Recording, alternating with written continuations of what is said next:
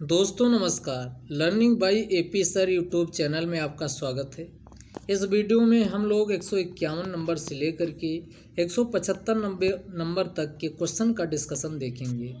तो आइए शुरू करते हैं। पहला क्वेश्चन है, निम्नलिखित में से कौन सा हड़प्पा सभ्यता का स्थल बलूचिस्तान में है? तो इसमें सबसे पहले सिंधु घाटी सभ्यता या इसी को हड़प्पा सभ्यता के नाम से जाना जाता है। तो इसका उत्तर दक्षिण, पूर्व, पश्चिम विस्तार देखते हैं। तो अगर हम इसका ये नॉर्थ इसको बांट लें, इसको साउथ, इसको ईस्ट, इसको वेस्ट, तो इसका हम अगर विस्तार देखें तो याद रखिएगा, इसको याद रखिएगा पूरब वाला पुआल, और पुआल को खाता है तो इसी के पैरेलल जो आपका पश्चिम में है, पुआल को खाता है पशु, और उत्तर में है उमा, और उमा के बाद फिर आपका नीचे आपका दामाद, उमा दामाद। तो सारे आपके याद हो जाएंगे। तो यहाँ पर आपका पूरब, पुआल से पूरब और आल से ये आपका कौन सा स्थल हो जाएगा?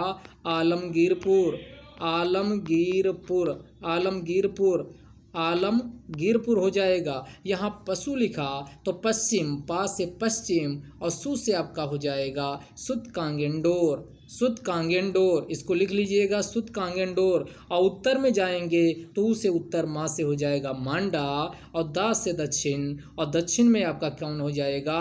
दैमाबाद, दा से दक्षिण, दा से दैमाबाद, महाराष्ट्र में। अब इनका विस्तार देखें तो पूरब वाला आपको याद हो गया होगा। पूरब में गाजियाबाद मेरठ के निकट एक नदी है हिंडन, हिंडन नदी के तट पर स्थित आलमगीरपुर सिंधु घाटी सभ्यता का पूर्वी छोर है, जबकि अफगानिस्तान में स्थित पश्चिम में सिंधु घाटी सभ्यता का अंतिम छोर सुत कांगेंडोर है, सुत कांगेंडोर है। कौन? सुत कांगेंडोर। और सुत कांगेंडोर नदी पूछा जाए तो दास्क नदी के किनारे है, दास्क नदी के तट पर है। उत्तर में जाएंगे तो मांडा, जम्मू कश्मीर का सिंधु घाटी सभ्यता का सबसे उत्तरी छोर मांडा है, और ये चिनाब नदी के तट पर स्थित है। और अब जो दक्षिण में आएंगे तो दैमाबाद महाराष्ट्र में है सिंधु घाटी सभ्यता का सबसे दक्षिणी स्थल, और यह प्रवरा नदी, प्रवरा या फिर गोदावरी, प्रवरा किसकी सहायक नदी? गोदावरी, प्रवरा या गोदावरी के नदी के तट पर स्थित है। इतनी बातें आपको यहाँ समझ में आ गई होंगी। तो ये क्लियर हो गया कि जो सिंधु घाटी सभ्यता का विस्तार था वह अफगानिस्तान से शुरू होता है, और पूर्व में आएंगे तो उत्तर प्रदेश तक के गाजियाबाद मेरठ तक हिंडन नदी के तट पर इसका विस्तार होता है। तो यहाँ बलूचिस्तान को हम समझ लेते हैं। बलूचिस्तान का मतलब हुआ आज का अफगानिस्तान में कौन से आपके स्थल थे जो बलूचिस्तान प्रांत में आता था। तो अगर हमें भारत का मैप बनाएं तो यहाँ से आपका पाकिस्तान, और पाकिस्तान से अफगानिस्तान तक का तो ये नीचे वाला जो ये छोर था, इसी को किस नाम से जाना जाता था? इसी को बलूचिस्तान के नाम से जाना जाता था, बलूचिस्तान के नाम से जाना जाता था। और बलूचिस्तान का सबसे लास्ट वाला जो सुत कांगेंडोर आपने अभी देखा, सुत कांगेंडोर इसी में आता था। और सुत कांगेंडोर के बाद फिर अगला जो था इसी के पास यहाँ अगला जो बनाए यहाँ था, इसका नाम था सुत का कोह, सुत का कोह, सुत का बैक कर गया, सुत का कोह लिख लीजिएगा, यहाँ स्पेस कम है। तो आपका बलूचिस्तान और दूसरा आपका था सुतका कोह। कौन था? सुतका कोह। और सुतका कोह के बाद फिर सुतका कोह, सुतका कोह के बाद फिर आपका डाबरकोट। यहाँ ऊपर जाएंगे जहाँ ये सुतका कोह है, इसी के आगे यहाँ उत्तर में अफगानिस्तान में ही क्या था? डाबरकोट, डाबरकोट, डाबरकोट। तो इस क्वेश्चन का आंसर अब आपको मिल गया होगा। डाबरकोट इसमें था, सुतका कोह था, सुत कांगेंडोर था। तो इसका आंसर क्या हो जाएगा? 1, 2, 3, यानी तीनों इसका सही जवाब हो जाएगा। यानी इसका आंसर होगा 1, 2, 3। अन्य आगे हम बात करें तो मकरान तट पे आते हैं। तो मकरान तट की अगर बात की जाए तो वहाँ के भी स्थल आपके इम्पॉर्टेंट हैं। तो यहाँ ये ध्यान से समझिएगा, ये भारत है तो भारत में समझिएगा जो ये वाला यहाँ गल्फ है इसी को यानी क्या कहा जाता? रन ऑफ कच्छ के नाम से जाना जाता है। कच्छ की इसी को कच्छ की खंवरई के नाम से जाना जाता, और नीचे वाली जो है उसको खंभात की खंवरई के नाम से जाना जाता। अब यहाँ समझिएगा कि जो रन ऑफ कच्छ है इसके पास भी कई स्थल थे, वो आपके लिए इम्पोर्टेंट हैं, तो ध्यान से समझिएगा। और इसके आगे का आप इधर देखोगे तो ये वाला पूरा का पूरा मकरान तट के नाम से जाना जाता था, और मकरान के तट पे आओगे तो जो प्रमुख स्थल पहले मिलता वहाँ उसी के आगे हमने कहा था सुत कांगेंडोर, सुतकाकोह, डाबरकोट तो उत्तर की ओर यहाँ आपको बनाए थे। और इसके बाद यहाँ जब पहुँचेंगे तो यहाँ पर एक और स्थल मिलता है, उसी का नाम मकरान तट पे, इसी का नाम था बालाकोट। तो आगे पूछा जाए बालाकोट क्या सिंधु घाटी सभ्यता का स्थल था। अब हम अतिरिक्त स्थल बता रहे हैं जो बलूचिस्तान में तो नहीं थे लेकिन इसका पार्ट थे, तो ये बालाकोट आपका आ जाएगा। और बालाकोट के बाद फिर आगे और पूरब की ओर चलेंगे तो आपका बालाकोट के आगे आपको मिल जाएगा बालाकोट, यहाँ पर आपको मिल जाएगा अल्लाह दीनो, और अल्लाह दीनो के ऊपर मिल जाएगा, इसी ऊपर जहाँ बिंदी रख रहे हैं ये मिल जाएगा आपका आमरी। तो बालाकोट अल्लाह दीनो आमरी, बालाकोट अल्लाह दीनो आमरी, बालाकोट अल्लाह दीनो आमरी, कई बार इसको बोलिएगा आपको याद हो जाएगा। अल्लाह दीनो, बालाकोट अल्लाह दीनो आमरी, बालाकोट अल्लाह दीनो आमरी। अब आइए, अब यहाँ आ जाइए भारत में, और भारत में आप जब ये गुजरात वाले तट पे आओगे तो यहाँ जहाँ ये बनाए ये कहलाता था देसलपुर। और देसलपुर से क्वेश्चन आपके आईएएस में पूछा जा चुका है कि निम्नलिखित में से कौन सा स्थल सिंधु घाटी सभ्यता का था, नहीं था, तो देसलपुर। और देसलपुर के नीचे आप उतरोगे तो ये कच्छ वाला भी चल रहा, यहाँ जहाँ बनाए ये कहलाता था धौलावीरा, जो अभी ये बनाए धौलावीरा, देसलपुर उसके बाद धौलावीरा, और देसलपुर धौलावीरा के बीच में आपका था, इसी को सुरकोतडा के नाम से जाना जाता था, और कहा जाता यहीं से हॉर्स के साक्ष्य भी प्राप्त हुए हैं। तो देसलपुर धौलावीरा उनके बीच स्थल कौन था, तो सुरकोतडा था, सुरकोतडा। अब खंभात वाली, यहाँ खंभात के पास आएंगे तो खंभात के पास आपको कौन मिलेगा, तो बिल्कुल तट के किनारे जो मिलता है इसी को रंगपुर किस नाम से जाना जाता था, रंगपुर। और अंदर और चले जाएंगे, एक छोर पे रंगपुर था, एक छोर पे आपका लोथल था, तो पहले रंगपुर उसके बाद फिर ला आएगा ला, तो आपका कौन आएगा लोथल, और लोथल के बाद आपका ध्यान रखिएगा तो ये आपके क्या थे, प्रमुख स्थल थे। तो एक बार फिर से अगर पश्चिम से पूरब चलें तो हमने बताया सुतकांगेंडोर मिलेगा, सुतकाकोह मिलेगा, फिर ऊपर आपका जाओगे तो हमने क्या बताया, डाबरकोट मिलेगा, फिर बालाकोट, आमरी, अल्लाह दीनो के बाद फिर हमने कहा भारत में आ जाइए और गुजरात के तट पे पहुंचिए तो देसलपुर, और देसलपुर के बाद फिर हमने कहा धौलावीरा, और इनके बीच में आपका कौन था, सुरकोतडा, और सुरकोतडा के बाद आपकी खंभात,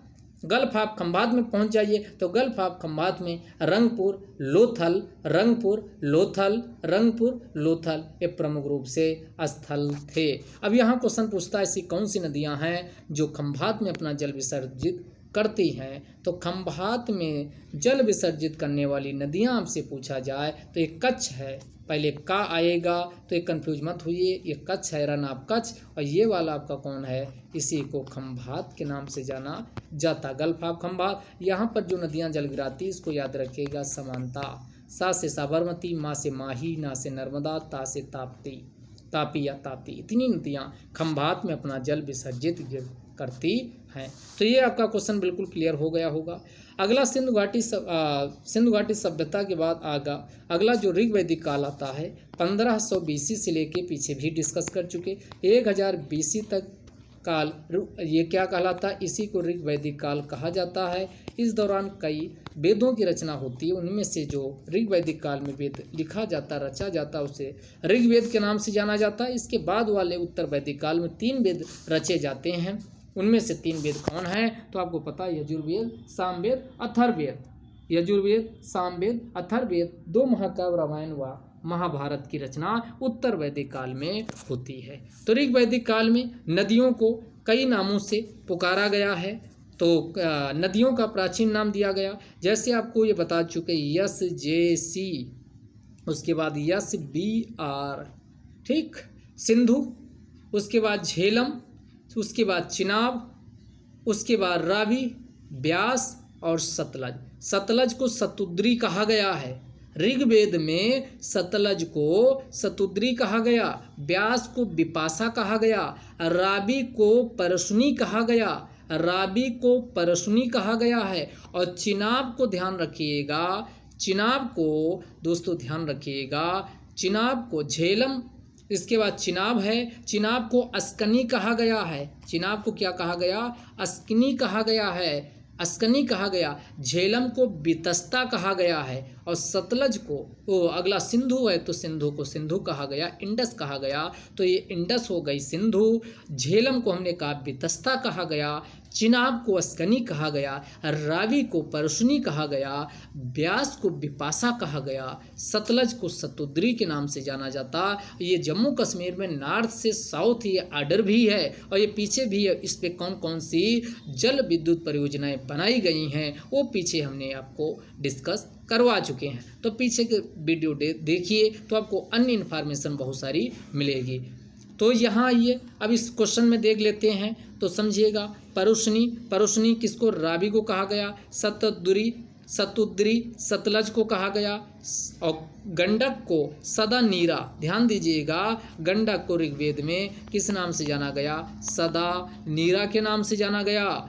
और कुभा किसको? काबुल को कहा गया। तो सारा आप सही मिला लिए होंगे। कौन हो जाएगा? कुभा का काबुल हो जाएगा, परुशनी का रावी हो जाएगा, सदा नीरा का गंडक हो जाएगा, सतुद्री का सतलज हो जाएगा। तो आंसर अपने आप मिला लीजिए, इसका ऑप्शन ये हो जाएगा बी वाला, मिला लीजिएगा। फिर इसको अगला क्वेश्चन आते। गौतम बुद्ध के शारीरिक अवशेषों पर निम्न स्थलों पर शाक्यों ने स्तूप बनवाया था। यहाँ शाक्य की बात हो रही है और ये कहाँ? तो पिपरहुआ, पिपरहुआ, पिपरहुआ जो वर्तमान में सिद्धार्थनगर जो जिला है, सिद्धार्थनगर जिला में ये आता है। यहाँ पर शाक्य वंश के द्वारा क्या बनवाया गया था? स्तूप बनवाया गया था। ये जानकारी कैसे प्राप्त हुई? तो इसका उत्खनन करवाया गया और उत्खनन करवाया गया 1898 में किसके द्वारा? William Claxton peppy, William Claxton peppy, peppy William Claxton peppy के द्वारा 1898 में उत्खनन करवाया गया, जिससे जानकारी मिली कि गौतम बुद्ध के शारीरिक अवशेषों पर निम्न स्थल पर शाक्यों ने स्तूप बनवाया था। वो कौन सा था? पिपरहुआ, पिपरहुआ नामक स्थल पर शाक्यों ने स्तूप बनवाया था। तो सही आंसर इसका क्या हो जाएगा? पिपरहुआ। अगला क्वेश्चन है, शक एवं विक्रम संवत के बीच कितने वर्षों का अंतर है? तो आपको पता है 57 यानी बीसी में विक्रम संवत चलता और इसके बाद 78 ईस्वी एडी में कौन चलता है? तो ये शक संवत चलता है। इनके बीच का गैप पूछ रहा, चूंकि एक बीसी है, ईसा मसीह के जन्म के पहले का काल है, एक ईसा मसीह के जन्म के बाद का है। तो चूंकि विपरीत जब होता है, यहाँ बीसी यहाँ एडी, तो प्लस कर लो, दिमाग नहीं लगाना, तो प्लस करोगे तो ये कितना आ जाएगा? 135 वर्ष। तो कहा जा सकता एवं विक्रम संवत के बीच कितने वर्षों का अंतर है? तो आंसर आ जाएगा 135 ईयर्स का अंतर आ जाएगा। अब यहाँ बात आई है यहाँ किसकी? मौर्य काल का अंत होता है और मौर्य काल के अंत के बाद ही भारत में, ध्यान दीजिएगा, सीथियन एथेनिक ग्रुप जो था, एथेनिक नृजाति, वो आपका कहाँ से? तो एक नदी आपकी थी जो सेंट्रल एशिया है, मध्य एशिया, उस कौन सी नदी थी? सरदरिया, सरदरिया नदी पर एक जनजाति निवास कबीलाई जनजाति निवास करती थी और उसी में एक थी यूची जनजाति। कौन थी? यूची जनजाति। और यूची जनजाति जो ईरान में, आज के संदर्भ में पूछा जाए यूची जनजाति कहाँ रहती थी? ईरान में रहती थी। तो ईरान का मतलब हुआ ये भारत है, ये पाकिस्तान, ये अफगानिस्तान और ये ईरान, यहाँ से भारत पर आती है, भारत पे हमला करती है और इसी में जो प्रमुख शासक होता है, उसी के बाद फिर आपका कौन होता? माउस, माउस, चूहा वाला माउस। और माउस का जो कार्यकाल है तो ये विवादित है। कहीं आपका दो आपका रेफरेंस मिलेगा, कहीं आपका 98, कहीं आपका 50 BC से ले करके ये कहाँ मिलता है तो ये कहीं आपका मिलेगा 60 और कहीं कहीं आपका 57 BC के आसपास, 57 BC के आसपास मिलता। तो ये जब विवादित है तो ये कभी नहीं पूछेगा। अब माउस इसका क्या था, यानी कि सीथियन वंश का भारत में नींव डालता है और इसी को मोगा के नाम से भी जाना जाता। पूछा जाए मोगा कौन था तो मोगा जो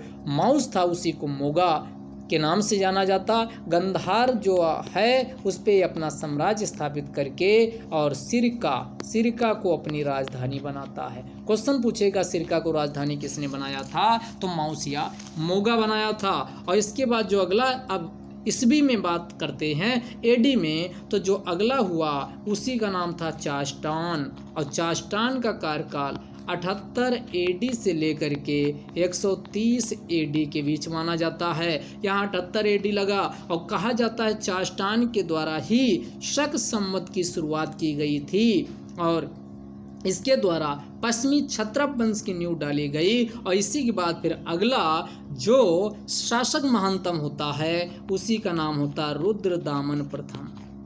चास्टान के बाद कौन आता है तो माउस के बाद जो इम्पोर्टेंट है वो आपका चास्टान है। और चास्टान के बाद रुद्रदामन प्रथम आता है और ये 130 AD से लेकर के 150 AD लगभग 200 साल तक 20 साल तक क्या करता है, भारत में शासन करता है। और ये चास्टान का पोता था।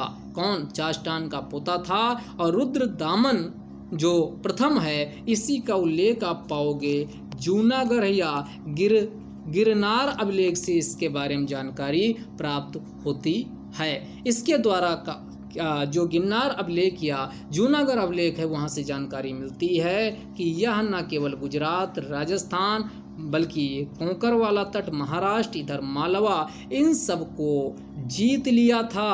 और इसी में जो आपका काठियावाड़ गुजरात का क्षेत्र है, काठियावाड़ में ही इसके द्वारा सुदर्शन झील जो कि चंद्रगुप्त मौर्य के एक प्रांतीय, चंद्रगुप्त जो मौर्य है, अगर सुदर्शन झील पूछा जाए किसके शासनकाल में निर्मित हुई थी तो चंद्रगुप्त मौर्य के कार्यकाल में सुदर्शन झील का निर्माण एक प्रांतीय गवर्नर के द्वारा करवाया गया था। लेकिन उसी सुदर्शन झील का मरम्मत या पुनरुद्धार जो करवाने का काम किया वो किसने किया? रुद्रदामन प्रथम के द्वारा किया गया था। रुद्रदामन प्रथम ने भारत में अपने संबंधों को मजबूत बनाने के लिए हिंदू महिला से शादी की और हिंदू धर्म को अपनाया था। और इसने किसकी, कौन सी उपाधि? तो इसने मक्का छत्रप की उपाधि धारण की थी। मक्का छत्रप की उपाधि धारण की थी। और जो सातवाहन वंश था उससे भी वैवाहिक संबंध स्थापित किए थे। और इसका जो दामाद था उसका नाम क्या था? तो इसका जो दामाद था उसका नाम था वशिष्ठी पुत्र सातकर्णी। जो सातवाहन शासक हुआ वशिष्ठी पुत्र सातकर्णी, ये इसी का क्या था? दामाद था। किंतु वशिष्ठी पुत्र सातकर्णी ने कई बार अपने ससुर साहब से युद्ध किया, कई बार उस पे हमले बोले। फिर आगे चल करके सातवाहन में गौतमी पुत्र सातकर्णी आएगा और उसके द्वारा पराजित होगा। कौन? ये रुद्रदामन प्रथम। और लास्ट में जब ये आपका जो शक संवत की शुरुआत हुई है इसका पतन 4वीं शताब्दी ईस्वी में हो जाएगा। रुद्र सिंह थर्ड आएगा और रुद्र सिंह थर्ड को गुप्त वंश का शासक चंद्रगुप्त द्वितीय के द्वारा पराजित कर दिया जाएगा और यहीं से इसका पतन हो जाएगा। अब पूछा जाए जो शक है ये 5 क्षेत्रों को प्रमुख अपना केंद्र बनाए थे। एक अफगानिस्तान था, दूसरा पंजाब था, तीसरा मथुरा था, चौथा महाराष्ट्र और आपका सौराष्ट्र वाला एरिया था, गुजरात वाला सौराष्ट्र वाला एरिया था, और लास्ट वाला उज्जैन उज्जैनी जो है उसको अपनी कैपिटल बनाया था कौन? रुद्रदामन प्रथम के द्वारा। तो ये जो मध्य भारत उज्जैन है इसे उज्जैनी के नाम से जाना जाता था। तो ये 1 BC से लेकर के भारत में 1 BC से लेकर के कितना 4 यानी 1 BC शताब्दी से लेकर के 4 AD 4 यानी 4वीं शताब्दी तक ये क्या करेंगे? भारत में शासन करेंगे। तो ये आपका क्लियर हो चुका होगा। इतनी चीज़ें आपकी हमने इस क्वेश्चन में डिस्कस कर दी है। अगले क्वेश्चन पे आ जाइए। तो एक क्रम और पूछा जाता, सबसे पहले यूनानी आए, उसके बाद शक आए, और शक के बाद फिर कौन आए? पहलव आए, और पहलव के बाद फिर आगे कौन आएंगे? कुषाण आएंगे। और कुषाणों में आपका देखोगे यानी कौन इम्पॉर्टेंट आपका है? कौन? तो कुजुल कडफिसेस और बिम कडफिसेस, ये दोनों नाम मोस्ट इम्पॉर्टेंट है। फिर आगे चल के कनिष्क। ये 3 नाम आपके जब भी आप इसका अध्ययन करिए तो उसमें देखिए, जब भी इसमें कोई क्विज आएगा तो वहाँ हम इसके बारे में डिटेल डिस्कस करेंगे। अगला क्वेश्चन, निम्नलिखित अभिलेखों में से कौन सा अभिलेख अशोक के धम्म विजय के बारे में जानकारी देता है? यहाँ धम्म विजय के बारे में तो ध्यान दीजिएगा, अशोक ने मेजर के साथ साथ माइनर रॉकेट को बनवाया था, पत्थरों को काट करके अभिलेख बनवाए थे, और उसी के बारे में यहाँ क्वेश्चन पूछा रहा है। तो ये हमने माइनर 7 आपके अभिलेख पीछे डिस्कस कर दिए हैं। ये आज जो आपके 14 मेजर अभिलेख हैं उसके बारे में क्या करेंगे? चर्चा करेंगे। तो यहाँ ये मेजर अभिलेखों की बात करते हैं। तो पहले 1 2 3 4 5 6 को पहले निपटा देते हैं। तो 6 तक लिख लिए। तो हमने कहा यहाँ लिखा AM सुबह कितने? 5 बजे, और 5 बजे क्या करना? DG का दौरा, और उसके बाद DG दौरा लगाए, फिर DM, और DM के बाद फिर किस यानी PC। तो सुबह 5 बजे DG ऊपर का अधिकारी होता है तो उसको DG DM ने दौरा लगाया, और फिर बात ना बनी तो PC से फ़ोन करके भी बातचीत करते रहे। अब यहाँ समझिए, इससे आपको कितने 6 रॉकेट जो हैं मेजर, उसके बारे में क्या लिखा गया वो पता चल जाएगा। यहाँ ए से है आपका एनिमल्स, यानी जानवरों का हत्या नहीं करनी चाहिए, ये बात इसमें ए में बोली गई है पहला अभिलेख में। दूसरे अभिलेख में यम है, यम का मतलब हुआ मेडिकल ट्रीटमेंट, और मेडिकल ट्रीटमेंट किसका? तो मेडिकल ट्रीटमेंट कहा गया कि जो जानवर हैं, मानव हैं, इनका मेडिकल ट्रीटमेंट उपलब्ध कराया जाना चाहिए। फिर यहाँ तीसरे में हमने 5 लिखा, तो यहाँ कहा गया जो अशोक बौद्ध धर्म है, इनका काल है अशोक का, तो अशोक ने कहा कि प्रत्येक अधिकारी को जो राजुक कहा जाता था, उन्हें प्रत्येक 5 वर्ष में अपनी जनता की स्थिति के बारे में जानकारी लेना चाहिए और भ्रमण करना चाहिए। फिर DG से आपका क्या है? तो DG का मतलब यहाँ है, ध्यान दीजिएगा, यहाँ धम्म घोष, DG का मतलब है धम्म घोष। तो यहाँ धम्म घोष भेरी जो युद्ध की नीति थी वो त्याग करके जो धम्म घोष की नीति है उसको अपनाता है, तो उसी को कहा गया कि धम्म घोष की नीति का सभी को पालन करना चाहिए। और धम्म घोष की नीति के लिए यानी धम्म महापात्रों की नियुक्ति की थी। तो धम्म महामात्र की नियुक्ति की बात है वो किसमें है? वो आपका किसमें? 5वें अभिलेख में है। और फिर हमने यहाँ लिखा PC, और PC का मतलब है पीपुल्स कंडीशन, लोगों की स्थिति के बारे में, उनके कल्याण के लिए क्या प्रयास किए जाने चाहिए उसके बारे में उल्लेख किया गया है। तो यहाँ 5-6 तक आपकी याद हो गए होंगे। जानवरों का शिकार नहीं किया जाए, जो उत्सव होते थे, मोर अशोक को कहा जाता है कि मोर इत्यादि का शिकार करता था विशेष उत्सवों पर, त्योहारों पर, उसको ये पूरी तरीके से प्रतिबंधित कर दिया। तो आपका एनिमल्स, उसके बाद फिर आपका मेडिकल ट्रीटमेंट जानवरों और आदमियों का होना चाहिए। 5 वर्ष पे जो अधिकारी हैं वो दौरा करें अपने अपने क्षेत्र का। और उसके बाद धम्म घोष की नीति, उसके बाद धम्म महामात्रों की नियुक्ति, और उसके बाद फिर आपका पीपुल्स कंडीशन, लोगों की जो स्थिति है उसको जाना जाए, उनके कल्याण के लिए प्रयास किए जाएं। तो 6 यहाँ आपको याद करवा दिए। 6 के बाद 7, 8, 9, 10, 11, 12, 13। साथ में है साथ साथ। जब साथ साथ कोई हिंदू मुस्लिम सिख ईसाई, भारत विविधता वाला देश है और कहा जाता है साथ साथ सभी लोग सभी जब तभी रह सकते जब भारत में साथ से साथ साथ क्या हो, सहिष्णुता। तो इसने कहा सहिष्णुता की नीति का पालन सभी के द्वारा किया जाना चाहिए। और ये सहिष्णुता की नीति कब आएगी? जब क्या होगी? धम्म यात्रा। कब होगी? जब होगी धम्म यात्रा। तो 8 में है आपकी धम्म यात्रा का उल्लेख किया गया। और जब धम्म यात्रा सभी लोग यानी धर्म के मामले में सहिष्णु हो जाएंगे, सभी धर्मों के आचार विचार का सम्मान करेंगे, तब इससे क्या होगा? नैतिक आचार का विकास होगा। तो 9 में 9 से 9, 9 से नैतिक आचार का अगर पूछा जाए, इससे रिलेटेड कोई स्टेटमेंट दिया जाए तो आपके किस में है? 9 में है। 9 में है। तो 7 में है सहिष्णुता, 8 में है धम्म यात्रा, 9 में है नैतिक आचार और 10 कदम उन्नति की ओर। लोग अपने उत्कर्ष, अपने विकास के लिए, अपने गौरव के लिए, अपनी प्रशंसा के लिए सब कुछ करते हैं। तो 10 कदम उन्नति की ओर तो चलो, लेकिन अपने लिए नहीं बल्कि दूसरों के लिए। तो दूसरों के कल्याण, दूसरों के लिए अपनी, कहा गया प्रत्येक अधिकारी को, कर्मचारी को अपनी प्रशंसा, अपनी महिमा का बखान करने से बचना चाहिए। अब इससे कोई आपका अपने प्रशंसा मत करो अपने आप, अपनी मुँह मियाँ मिट्ठू बनने की बात इसमें मनाही की गई। और इसमें 10वें अभिलेख में लिखा गया।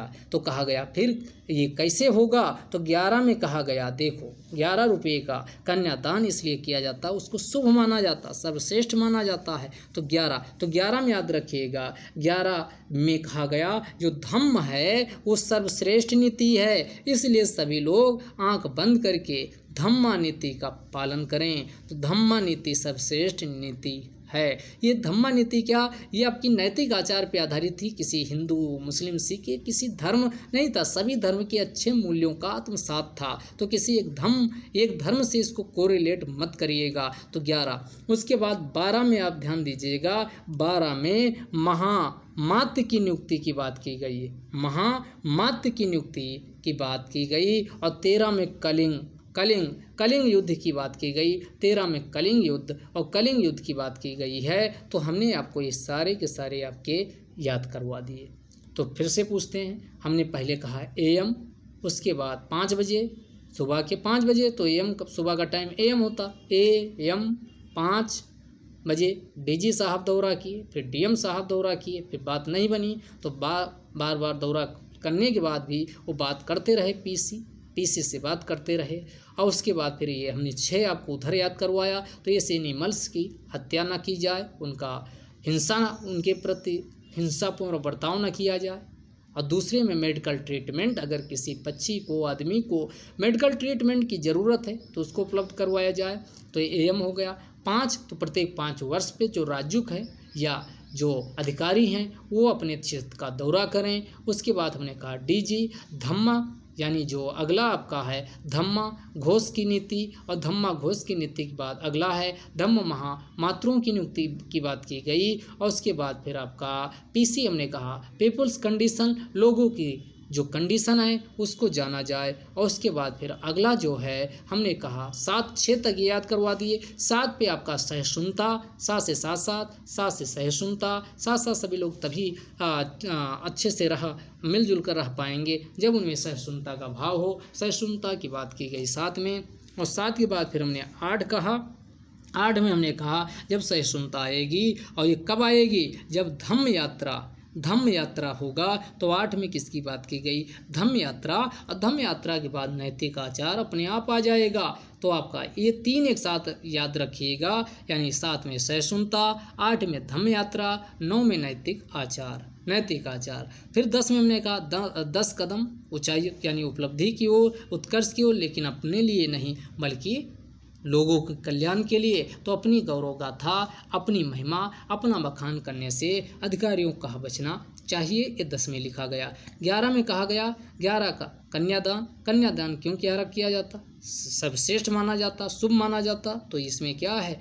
या 11 में आप पाओगे जो धम्मा नीति है उसको सर्वश्रेष्ठ नीति घोषित किया गया और उसके प्रचार के लिए धम्मा नीति आ गई। तो महामातों की नियुक्ति की बात की गई, तो महामातों की नियुक्ति की बात की गई 12 में, और 13 में आपकी कलिंग विजय का उल्लेख किया गया है। उसके बाद यहाँ जो 2 हमने बताया था जिसमें मेडिकल ट्रीटमेंट बताया था, उसी में दक्षिण के राज्यों का चोल चेर पांड्य का भी उल्लेख किया गया है।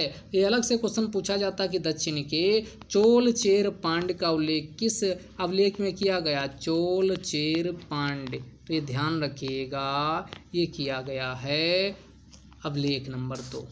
शायद अब आपको पूरा याद हो गया होगा। अब यहाँ देखिए 13वां कलिंग विजय यानी धर्म विजय, जो कलिंग विजय की बात आई है वो कौन सा अभिलेख है, 13वां, जिसमें कलिंग विजय का हमने अभी चर्चा किया है।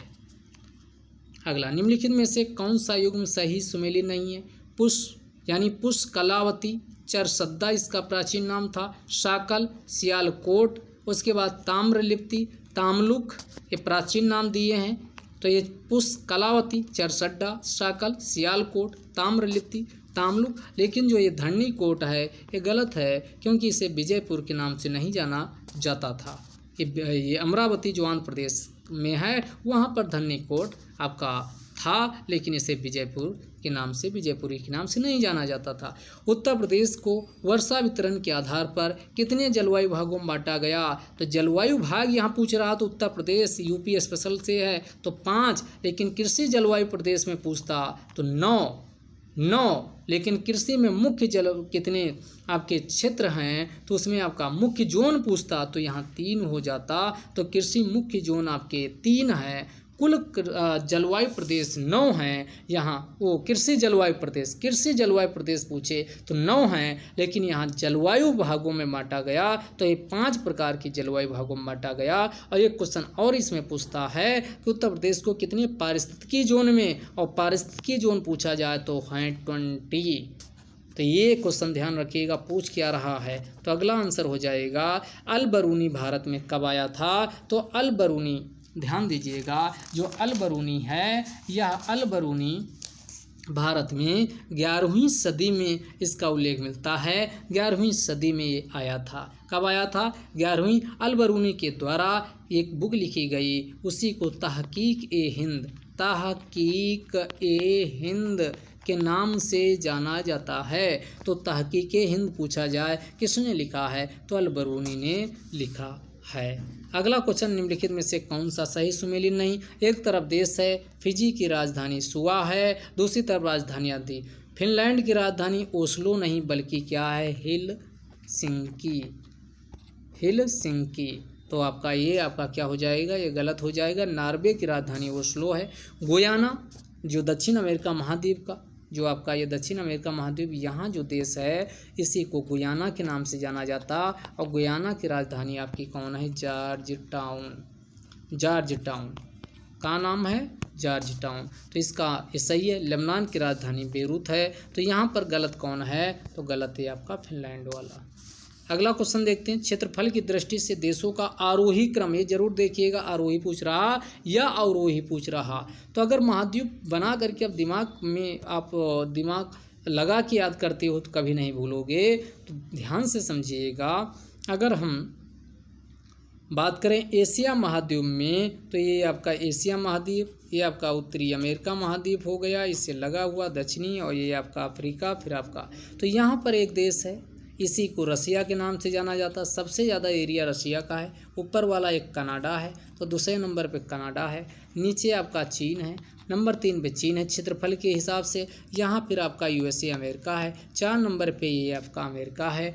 अगर 5 नंबर पे पूछा जाए तो यहाँ पर आपका ये ब्राज़ील है, तो 5 नंबर पे देश एरिया में ब्राज़ील है। 6 नंबर पे पूछा जाए तो 6 नंबर पे आपका यहाँ इसके नीचे आएंगे, यहाँ जहाँ ये कहाँ बनाए अलग बना देते, यहाँ नहीं है ये नीचे। तो यहाँ पर आपके 6 नंबर पे ऑस्ट्रेलिया है, और 7वें पे आपका अपना इंडिया 7वें नंबर क्षेत्रफल के वाइज से है, ये ध्यान रखिएगा। इसके बाद अर्जेंटीना का नंबर भारत के बाद आता है। तो अब इनका क्रोनोलॉजी लगाओगे तो आप पीछे से चलोगे और वही क्रम हो जाएगा। तो हमने कहा ब्राज़ील के बाद ऑस्ट्रेलिया के बाद भारत के बाद अर्जेंटीना। तो शुरू का पूछा जाए या ऐसे पूछा जाए तो आपको हमने बता दिया। अगर आपका महाद्वीपों का आर्डर पूछा जाए तो अब नंबर 1 पे कौन है, एशिया है, एशिया महाद्वीप। नंबर 2 पे कौन है, अफ्रीका। नंबर 3 पे उत्तरी अमेरिका। नंबर 4 पे दक्षिणी अमेरिका महाद्वीप। नंबर 5 पे अंटार्कटिका। नंबर 6 पे यूरोप और सबसे लास्ट में कौन सा, ऑस्ट्रेलिया महाद्वीप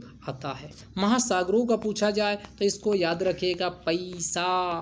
तो ये आपका कौन, पैसा। तो पैसा से प्रशांत महासागर, ए से अटलांटिक महासागर, आई से इंडियन या हिंद महासागर, और एस से साउथ या दक्षिणी महासागर, और ए से आपका आर्कटिक महासागर। तो ये 5 महासागरों का आर्डर है।